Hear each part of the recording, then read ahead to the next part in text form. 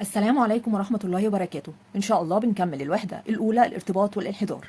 إن شاء الله هناخد الدرس الثاني الانحدار، بس قبل ما نبدأ هنزل لكم في الوصف حل تمارين كتاب المدرسة عن الدرس الأول، هننزل لكم اللينكات بتاعتها وفي التعليقات كمان.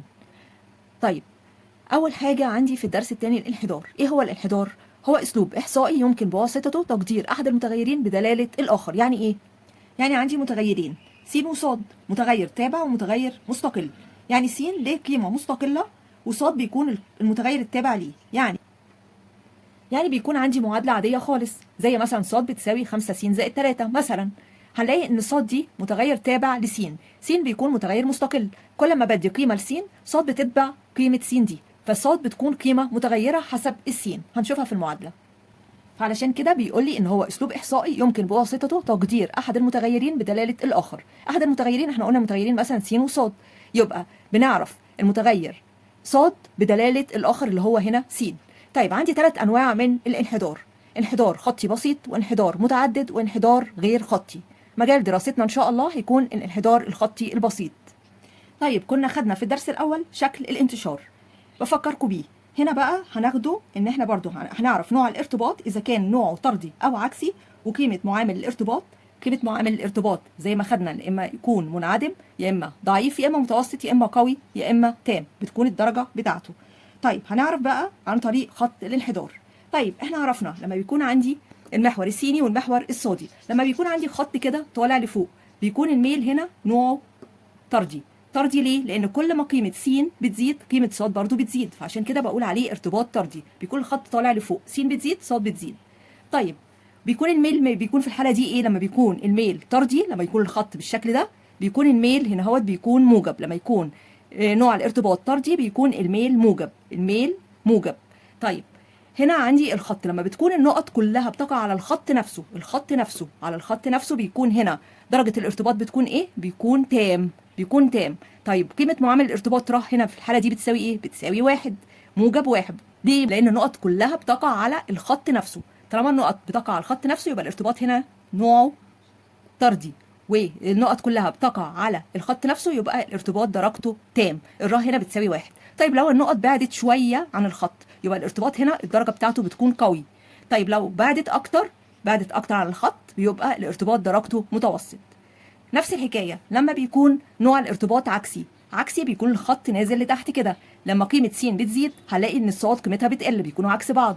يبقى هنا بيكون عندي الارتباط عكسي في الشكل كده. لما يكون الخط بالمنظر ده بيكون الميل هنا بيكون سالب، الميل بيكون سالب. طب لو النقط بتقع على الخط نفسه نفس الفكرة، بيكون الارتباط درجته تام. طالما بتقع النقط على الخط نفسه يبقى الارتباط درجته تام. طب لو عايزين نعرف قيمة ر هنا بتساوي ايه؟ هتساوي سالب 1. طب ليه سالب؟ سالب عشان نوع الارتباط عكسي. ما احنا قلنا الإشارة بتحدد نوع الارتباط، يبقى سالب 1 علشان ايه؟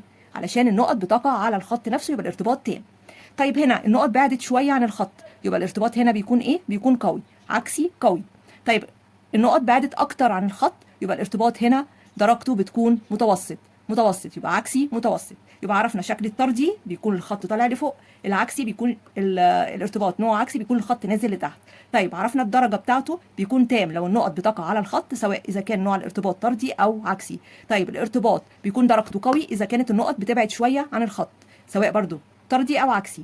والارتباط بيكون درجته متوسط اذا كانت النقط بتبعد اكتر عن الخط، سواء برضو طردي او عكسي.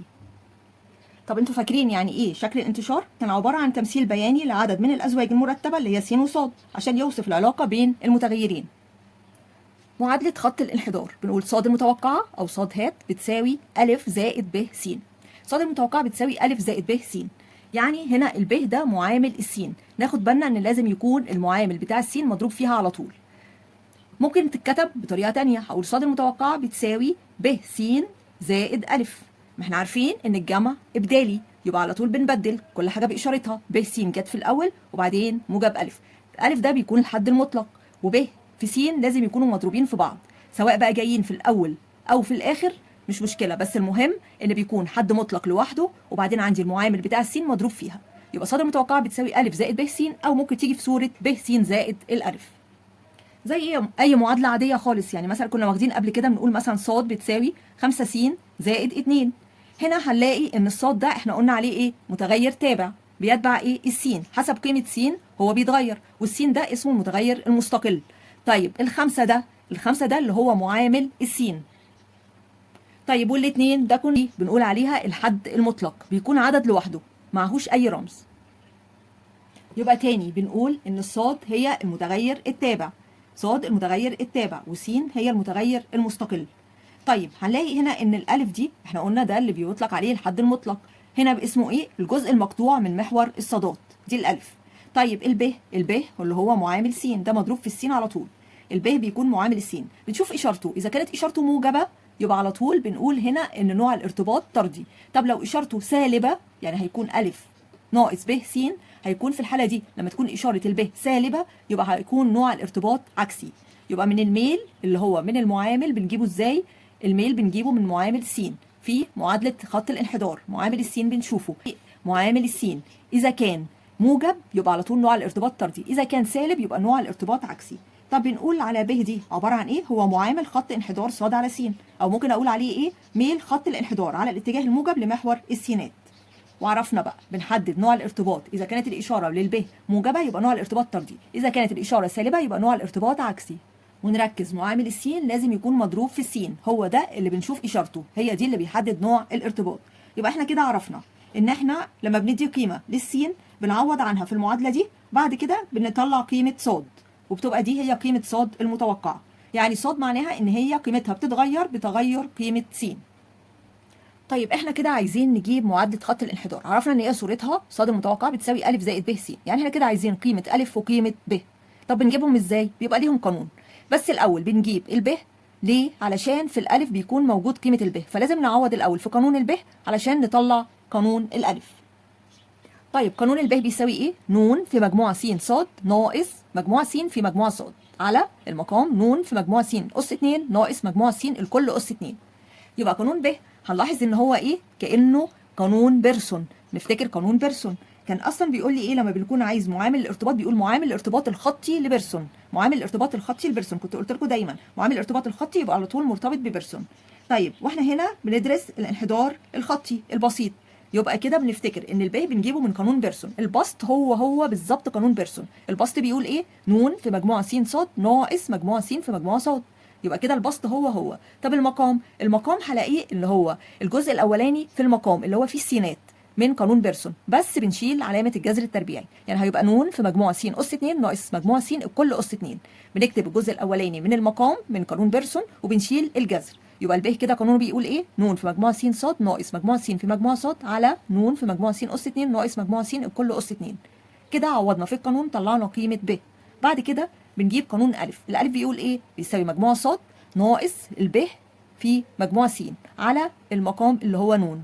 طيب الب هنا مجموع ص بنكون يا اما بيكون اعطيها جاهزه هي ومجموع س، يا اما بنعوض بنفس خطوات بيرسون بالظبط، بنعمل نفس الجدول وبنجيب مجموع س ومجموع ص ومجموع س اس 2 ومجموع س ص.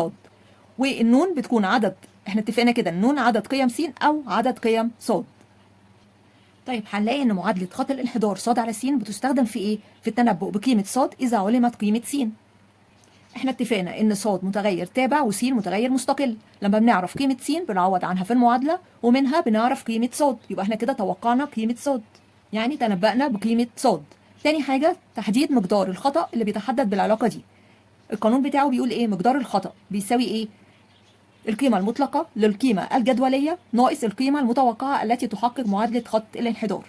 طيب تاني، مقدار الخطأ بيطلع دايما قيمة موجبة، ليه؟ عشان كده حطيته بين قوسين القيمة المطلقة. ما احنا فاكرين ان القيمة المطلقة او المقياس بيطلع جواه اذا كان موجب هيطلع الناتج موجب، طب اذا كان جوه قوسين القيمة المطلقة سالب برضه هيطلع الناتج موجب. يعني مثلا لو كان عندي القيمة المطلقة الخمسة الناتج بيساوي ايه؟ هيساوي 5 موجب 5. طب القيمة المطلقة السالب 5 هيساوي الناتج ايه؟ هيساوي موجب 5. يعني هنا جوه قوسين القيمة المطلقة اذا كان جواه موجب هيطلع ناتج موجب، اذا كان جواه سالب يطلع الناتج برضه موجب. يبقى احنا عرفنا ان مقدار الخطأ هنا بيكون الناتج بيكون موجب.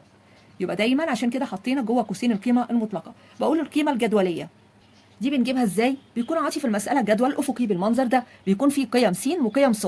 فهو بيكون عاطي مثلا س بقيمه، ولتكن هنا القيمه بتاعت س بنشوف عنها في الجدول قصادها لصاد قيمته بتكون كام. دي هي القيمه الجدوليه لصاد. القيمه الجدوليه لصاد بنكون من الجدول الافقي اللي هو عاطيه في المساله. يبقى مقدار الخطا بنقول ايه؟ بيساوي القيمه المطلقه للقيمه الجدوليه اللي هي بنجيبها من الجدول اللي هو عاطيه في المساله ناقص القيمه المتوقعه من معادله خط الانحدار. معادله خط الانحدار اللي هي ايه؟ صاد المتوقعه بتساوي ا زائد ب س. بيكون عاطي قيمه س بنعوض عنها في المعادله وبنطلع قيمه صاد المتوقعه، بنطرحهم من بعض وبعد كده الناتج بيبقى هو ده مقدار الخطا، ولازم يطلع قيمه موجبه. يلا نشوف مثال يوضح الشرح ده. قبل المثال في حاجه برضو لازم تعرفوها. ساعات بيكون عندي نقطتين، وليكن بيكون احنا عارفين اي نقطه بتمثل بزوج مرتب. الزوج المرتب ده بيكون عباره عن س وصاد. يعني هنا عندي ايه؟ 3 و5. النقطه الاولى 3 و5 دي تمثل ايه؟ بس وصاد. اسمها هنا عشان عندي نقطتين خليها س واحد وصاد واحد. طيب والنقطه الثانيه 6 و2 يعني برضو تمثل بزوج مرتب اللي هو س وصاد. يعني دي هنا هسميها س 2 وصاد 2. طيب بنجيب حاجه لما يكون عندي نقطتين كده، حاجه اسمها الميل. الميل بيساوي ايه؟ فرق الصادات على فرق السينات. فرق الصادات يعني صاد 2 ناقص صاد 1 على فرق السينات س 2 ناقص س 1. طب فين هي صاد 2؟ هي 2 اهي، ناقص صاد 1 يعني 2 ناقص 5. ده مثال هنا 2 ناقص 5. طب س 2 ناقص س 1 يبقى 6 ناقص 3. طيب 2 ناقص 5 يعني عددين مختلفين في الاشاره، باخد اشاره الكبير اللي هي السالب ونطرح 5 ناقص 2 3. طيب 6 ناقص 3 اشاره الكبير اللي هي موجب ونطرح 6 ناقص 3 ب 3. هنا عندي السالب على موجب هيبقى سالب 3 على 3 فيها الواحد. طيب هنا طلعت الميل بالسالب. طالما الميل بالسالب يبقى نعرف ان نوع الارتباط ايه؟ عكسي. طيب هنا واحد يبقى عرفنا ان درجته هنا بيكون تام. ده كده اوكي. طب لو عايزين مثلا نعرف ان النقط بتقع كلها على الخط ولا لا، بنجيب الميل لكل النقط. اذا كان كل الميل متساوي بيدي نفس الناتج، ايا ما كان بقى اي ناتج بيديه. اذا كان بيدي الميل هو نفس الميل لكل النقط يبقى النقط دي بتقع على نفس الخط. اذا كان الميل بيطلع قيمه مختلفه يبقى النقطه دي مش بتقع على الخط. يلا نشوف مثال. نروح على امتحانات السنين السابقه. نبدا بالثانويه الازهريه 2025.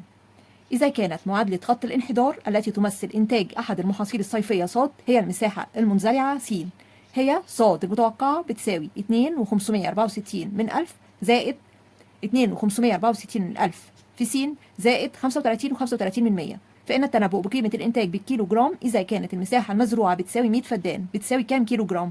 هنا اختيار من متعدد، أعطي مجموعة من الاختيارات. هنعمل إيه هنا؟ هنكتب الأول معادلة خط الانحدار. معادلة خط صاد المتوقعه بتساوي ا زائد ب س. طيب نترجم المساله الاول. بيقول هو عايز التنبؤ بقيمه الانتاج بالكيلو جرام، يعني هو كده التنبؤ بقيمه الانتاج يعني هو عايز صاد. اذا كانت المساحه المزروعه، هو بيقول اصلا المساحه المزروعه هي س، يبقى اذا كانت المساحه المزروعه يعني كانه بيقول س بتساوي 100 فدان، يبقى هنا س قيمتها ب 100، يبقى س ب 100. هو عايز هنا ايه؟ صاد. طيب هنا صاد المتوقعه بتساوي ايه؟ ا زائد ب س. طيب هو عاطي في المعادله ان صاد المتوقعه دي بتساوي كام؟ 2,564 من 1000 في س زائد 35 و35 من 100. طيب يعني كده لو انا قلت هي صاد المتوقعه بتساوي، اخلي الب س هي اللي في الاول زائد الالف. ما احنا قلنا بتيجي في الصوره دي او دي هي ا زائد ب س، او بجيب ب س في الاول يبقى زائد الف. المهم الحد المطلق لوحده. المعامل بتاع السين، المعامل اللي هو ب بيكون مضروب في س. هنا معامل المعادله بيكون مضروب في السين. طيب هو قال بقى المعادله اللي هو عاطيها ايه؟ ان صاد المتوقعه بتساوي 2,564 من 1000 في س زائد 35 و35 من 100. هو عاطيها جاهزه على طول. احنا هنعمل ايه؟ هنشيل السين دي ونحط قيمتها. يعني هنقول ان الصاد المتوقعه اللي هو عايزها بتساوي 2,564 من 1000 في س. السين قيمتها بكام؟ ب 100، يبقى هشيل السين واحط 100 زائد 35 و35 من 100 على الكالكوليتر على طول. طلعت 1167 على 4، بس دي مش موجوده على الاختيارات. ندوس على زرار الاس دي، طلعت 291 و75 من 100. يعني طلعت 291 و75 من 100 كيلو جرام. فين هو في الاختيارات؟ هو الاختيار أ 291 و75 من 100. يبقى مجرد كتبنا المعادلة زي ما هو عاطيها بالظبط، شلنا السين وحطينا قيمتها، وعلى الكالكوليتر طلعت القيمة بتاعت صاد المتوقعة. امتحان الثانوية العامة 2025 برضو اختيار من متعدد. في دراسة لتحديد العلاقة بين متغيرين س وصاد إذا كان مجموع س بيساوي 120 ومجموع صاد بيساوي 100 ونون بيساوي 40، وكانت معادلة خط انحدار صاد على س هي صاد المتوقعة بتساوي م س زائد 7/10، فإن قيمة م بتساوي نقط. طب احنا عارفين معادلة خط الانحدار ايه؟ صاد المتوقعة بتساوي أ زائد ب س.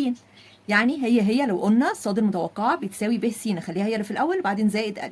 طب هو عاطي ان صاد المتوقعة في المسألة بتساوي م س زائد 7/10. طب انا كده خليت ايه؟ صاد المتوقعة تحت صاد المتوقعة ويساوي تحت وهي السين تحت السين. طب ايه بقى تحت السين؟ معامل السين ايه؟ هو ب وميم. يبقى كده عرفت ان الب بتساوي ميم، اللي هو معامل السين اللي هو الب بيساوي ميم.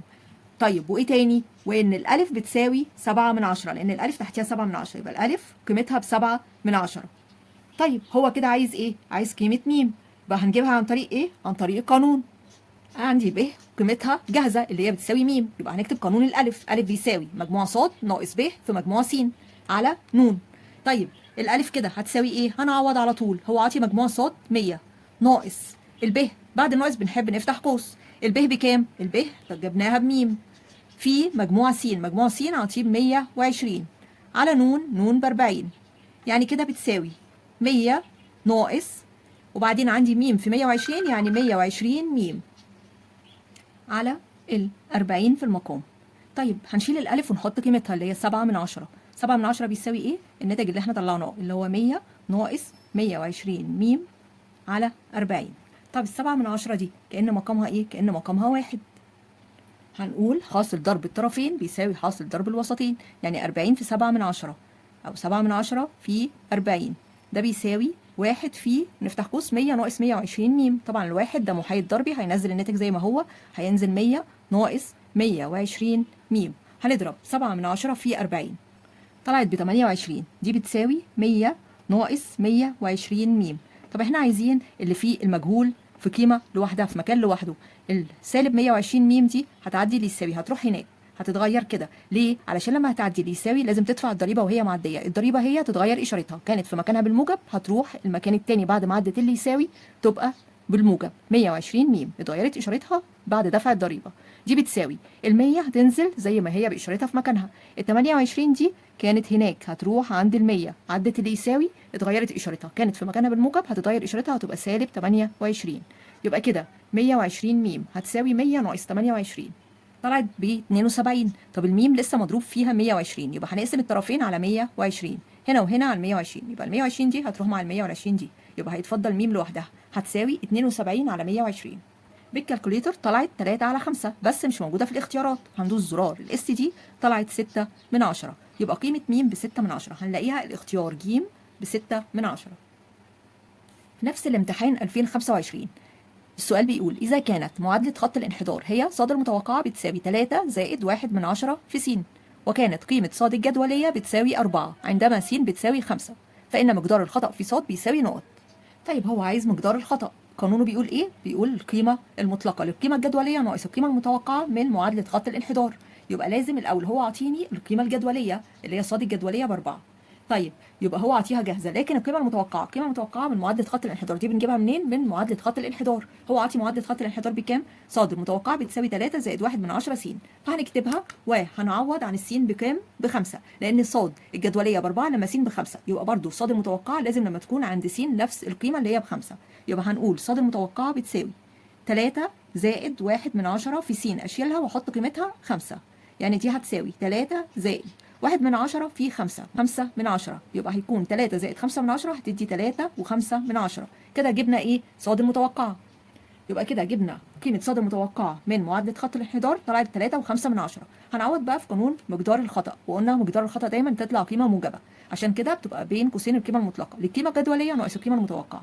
يبقى هنقول القيمة المطلقة للقيمة الجدولية بكام؟ اللي هي ب4، صاد بكام؟ ب4 ناقص القيمة المتوقعة من المعادلة طلعت ب3.5، يعني دي هتساوي القيمة المطلقة ل4 ناقص 3.5 طلعت ب5/10، قيمة موجبة أصلا، هي كده كده هتطلع بره قوسين القيمة المطلقة بالموجب، طلعت ب5/10. هنلاقي الاختيار إيه؟ الاختيار ب اللي هو 5/10. ثانوية عامة 2024 إذا كانت معادلة خط الانحدار هي صاد المتوقعة بتساوي 3/10 س زائد 5، فإن قيمة صاد المتوقعة عندما س بتساوي 5 هي نقط. مباشرة على طول بنكتب معادلة خط الانحدار اللي هو عاطيها وبنعوض عن قيمة س اللي هو عاطيها. عاطي معادلة خط الانحدار صاد المتوقعة بتساوي 3/10 في س زائد 5، وقيمة الس بكام؟ ب5. يبقى هنقول صاد المتوقعة بتساوي 3/10 في س، أشيل السين وأحط قيمتها اللي هي ب5 زائد ال5، نخلص طبعا الضرب الأول. يبقى هنقول 3/10 في 5 هتدي 1.5 زائد 5، أو بنجمع على طول بالكالكوليتر. هتساوي 6.5 دي قيمة ص المتوقعة. يبقى كده الناتج الاختيار د 6.5. ثانوية عامة 23 إذا كانت معادلة خط الانحدار هي ص المتوقعة بتساوي 2/10 س زائد 3، وكانت قيمة ص الجدولية عندما س بتساوي 5 هي 4، فإن مقدار الخطأ في قيمة ص بيساوي نقط. هو هنا عايز مقدار الخطأ، يبقى برضو هنقول قانون مقدار الخطأ. طيب ايه هي المعادلة عندي؟ معادلة خط الانحدار ص المتوقعة بتساوي 2/10 س زائد 3. طيب ص الجدولية بكام؟ ب4. يبقى ص الجدولية ب4 عندما س بتساوي 5، يبقى س ب5 وص الجدولية ب4. يبقى هنا المفروض في معادلة خط الانحدار بشيل السين واحط قيمتها اللي هي ب5. يلا نعوض في معادلة خط الانحدار الأول. ص المتوقعة بتساوي 2/10 س زائد 3، يعني كده ص المتوقعة من معادلة خط الانحدار كده بتساوي ايه؟ 2/10. اشيل السين واحط قيمتها بكام؟ السين ب5، يبقى السين ب5 زائد ال3، يعني 2/10 في 5 هتدي 1 زائد 3 يعني هتساوي 4. دي كده ص المتوقعة طلعت بكام؟ ب4. يبقى أنا عندي كده هنكتب قانون مقدار الخطأ. بيقول ايه؟ القيمة المطلقة للقيمة الجدولية ناقص القيمة اللي بتحقق معادلة خط الانحدار. طيب يبقى كده مقدار الخطأ بيساوي، نعمل قوسين القيمة المطلقة. القيمة الجدولية بكام؟ الجدولية قال ب4، ص الجدولية لما س ب5 كانت بكام؟ ب4، ص الجدولية ب4، يبقى هنكتب 4 ناقص القيمة اللي بتحقق معادلة خط الانحدار طلعناها بكام؟ ب4. يبقى القيمة المطلقة ليه 4 ناقص 4 على طول بايه؟ بصفر. يبقى كده الاختيار صفر اللي هو الاختيار د. طيب مسألة بشكل جديد ثانوية عامة 22 بيقول إذا وقعت النقطتين 8 و10 و6 و12 على خط انحدار ص على س وكان الارتباط تام، فإن جميع النقط التالية تقع على نفس الخط ما عدا النقطة نقط. طيب هو قال هنا النقطتين 8 و10 و6 و12، يعني هنا س واحد وصاد واحد. احنا قلنا أي نقطة بتمثل بالزوج مرتب عبارة عن س وصاد. بدل عندي نقطتين يبقى أول نقطة بتبقى س واحد وصاد واحد، والنقطة التانية هتبقى س اتنين وصاد اتنين.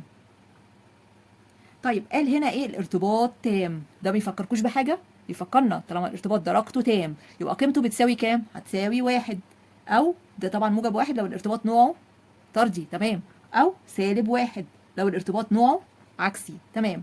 طيب احنا هنعرف بقى يا ترى 1 ولا -1 ازاي؟ من النقطتين اللي هو عطوهم لي كده، دول اللي بيقعوا على خط الانحدار. هنشوف قيمتها كام، هنشوف الميل بتاعهم كام. يبقى احنا بنجيب الميل احنا قلنا بيساوي ايه؟ فرق الصادات على فرق السينات، يعني ص 2 ناقص ص 1 على س 2 ناقص س 1. هنعوض في النقطتين اللي هو عطاهم لي اللي هي النقطة 8 و10 و6 و12. هنقول فرق الصادات على فرق السينات. الصادات ص 2 ناقص ص 1 يبقى 12 ناقص 10، 12 ناقص 10. وبعدين فرق على فرق السينات اللي هي س 2 ناقص س 1 يعني 6 ناقص 8، يبقى 6 ناقص 8. 12 ناقص 10 2، 6 ناقص 8 -2، موجب على سالب هيبقى -2 على 2 فيها 1. تمام، واحنا قلنا الارتباط نوعه ايه؟ تام يعني قلنا يا اما موجب 1 يا اما -1. هو طلع هنا -1. طب لو احنا عايزين نعرف نوع الارتباط، عرفنا ان هو ايه؟ نوعه عكسي. ليه؟ عشان الاشاره سالب. طيب هو كده احنا عرفنا ان اي نقطه تانية بيكون الميل مع اي نقطه في دول بيساوي -1، يبقى كده بتقع على نفس الخط. تعالوا ناخد حاجه. طيب هنجرب بقى كده مع كل نقطة من الاختيارات. هنثبت النقطة 8 و10 دي تبقى معانا على طول، هي المسقط الأولاني س 1 والمسقط التاني ص 1. طيب هناخد الاختيار اللي هو أ، هناخد النقطة اللي هي 12 و6. كده هتبقى ال 12 دي هي س 2 وال6 هي ص 2، يعني كده النقطة دي س 2 وص 2 دي النقطة التانية. طب برضو لازم نجيب الميل عشان نشوف كده الميل بيساوي كام، عشان نعرف بتقع على نفس الخط ولا لأ. بيساوي فرق الصادات على فرق السينات، يعني كده معناها ص 2 ناقص ص 1. ص 2 اللي هي 6 ناقص ص 1 10 على س 2 اللي هي 12 ناقص س 1 اللي هي 8، يبقى 12 ناقص 8 هتساوي هنا عددين مختلفين في الإشارة، إشارة الكبير السالب 10 ناقص 6 4، وهنا 12 ناقص 8 عددين مختلفين في الإشارة، ناخد إشارة الكبير اللي هي موجب ونطرح 12 ناقص 8 4. سالب على موجب فيها السالب، 4 على 4 فيها الواحد. طب طلع الميل برضو -1 ده بيساوي ده، يبقى دي بتقع على نفس الخط، يبقى كده هي مش معايا، مش هو ده، هو عايز ما عدا النقطة. طيب تمام، يبقى برضو دي بتقع على نفس الخط، النقطة 12 و6 بتقع على نفس الخط. نشوف النقطة بقى 10 و8، في الحالة دي هي هتبقى دي س 2 وصاد 2، ومعانا س 1 وصاد 1 اللي هي النقطة 8 و10. برضو بنجيب الميل بيساوي صاد 2 ناقص صاد 1 يبقى 8 ناقص 10 على س 2 ناقص س 1 10 ناقص 8، ده بتساوي هنا -2 على 2، يبقى سالب على موجب بسالب 2 على 2 فيها الواحد، يبقى دي برضو النقطة دي بتقع على نفس الخط. ناخد الاختيار ج اللي هي النقطة 5 و13. دي هتبقى س 2 وصاد 2. هنقول برضو فرق الصادات على فرق السينات عشان نجيب الميل. طيب فرق الصادات يبقى صاد 2 اللي هي 13 ناقص ال 10، وبعدين على س 2 ناقص س 1 يعني 5 ناقص 8. 13 ناقص 10 فيها 3، 5 ناقص 8 سالب 3، طلع برضو موجب على سالب، سالب 3 على 3 فيها الواحد، يعني دي برضو بتقع على نفس الخط. يبقى انا عندي النقط دي تقع على نفس الخط، يبقى اكيد النقطه دي هي التي لا تقع على نفس الخط، يعني كل النقط دي بتقع على نفس الخط بتاع الانحدار، بس ما عدا النقطه دي اكيد لا تقع على نفس الخط. تعالوا نشوف الميل بتاعها، برضو دي هتبقى س 2 وصاد 2. يبقى بنجيب الميل، الميل بيساوي فرق الصادات على فرق السينات، يعني صاد 2 ناقص صاد 1 يعني 15 ناقص 10، على س 2 ناقص س 1 يعني 5 ناقص 8. 15 ناقص 10 فيها الخمسة، و5 ناقص 8 هتبقى فيها سالب 3، يعني كده طلع ده لا يساوي سالب 1. يبقى هي دي النقطة التي لا تقع على نفس الخط. ممكن تيجي الاختيار الأول على طول، وهنعرف إن هي طالما لا تساوي نفس الميل اللي طلع في النقطتين اللي هو عطوهم لي بيقعوا على الخط نفسه، يبقى هي دي النقطة اللي هي لا تقع على خط الانحدار. نفس الامتحان 22. إذا كان معادلة خط انحدار ص على س هي ص المتوقعة بتساوي 2 س ناقص 1، فإن قيمة ص المتوقعة عند س بتساوي 10 هي نقط. برضو على طول تعويض مباشر، بنكتب المعادلة وبنشيل السين ونحط قيمتها 10. طيب المعادلة بتقول إيه؟ ص المتوقعة بتساوي 2 س ناقص 1، يبقى كده بتساوي 2 في السين بكام؟ ب 10 ناقص 1، يعني 2 في 10 ب 20 ناقص 1 يعني هتساوي 19. لقينا كده ص المتوقعة طلعت ب 19، ده الاختيار ج. مباشرة على طول وبسيطة. نفس الامتحان 2022 بيقول في دراسة العلاقة بين متغيرين س وص، إذا علم أن ن بتساوي 4 ومجموع س بيساوي 10 ومجموع ص بيساوي 32، وكان معادلة خط الانحدار ص بتساوي أ زائد 2 س، فإن أ بتساوي نقط. طيب هو عاطي كده إن ن ب4 ومجموع س ب10 ومجموع ص ب32، ومعادلة خط الانحدار ص بتساوي أ زائد 2 س، كتبناها. طيب هنكتبها تحت، احنا عارفين معادله خط الانحدار بتساوي ايه؟ بتساوي أ زائد ب س. يبقى هنكتب بقى المعادله اللي هو عطاها لي تحت معادله خط الانحدار اللي احنا حافظينها، ص صورتها ايه؟ أ زائد ب س، هتساوي أ زائد 2 س. احنا الهدف ان احنا نخلي السينات تحت السينات والصاد تحت الصاد ويساوي تحت يساوي. طيب الالف خلاص بتساوي الف وهي دي اللي عايزها، يعني الالف خلاص بتساوي الف ودي اللي احنا عايزينها. طيب الب بقى بتساوي ايه؟ بالاشاره، يبقى هنا عندي موجب ب بتساوي موجب 2، يعني كده على طول ان الب بتساوي 2. طيب احنا عارفين ان قانون الالف بيكون فيه الب، ولازم نجيب قانون الب الاول عشان نجيب قيمه الب، فهو كده عاطيني قيمه الب اللي هي مضروبه في السين على طول، يبقى الب بكام؟ موجب 2. يبقى نكتب قانون الالف، الالف بتساوي مجموع ص ناقص ب في مجموع س على ن، بنعوض على طول. هو عاطي مجموع ص ب 32 ناقص، بعد الناقص نفتح قوس، الب بكام؟ ب 2 في مجموع السين ب 10 على النون 4، يبقى هتساوي 32 ناقص 2 في 10 ب 20 على الأربعة، يعني 32 ناقص 20 هيساوي 12 على الأربعة، يبقى كده الألف بتساوي 12 على الأربعة، يعني طلعت قيمتها ب3، يبقى كده الاختيار ج ب3. وبكده بنكون خلصنا الدرس، أتمنى تكونوا استفدتم، والسلام عليكم ورحمة الله وبركاته.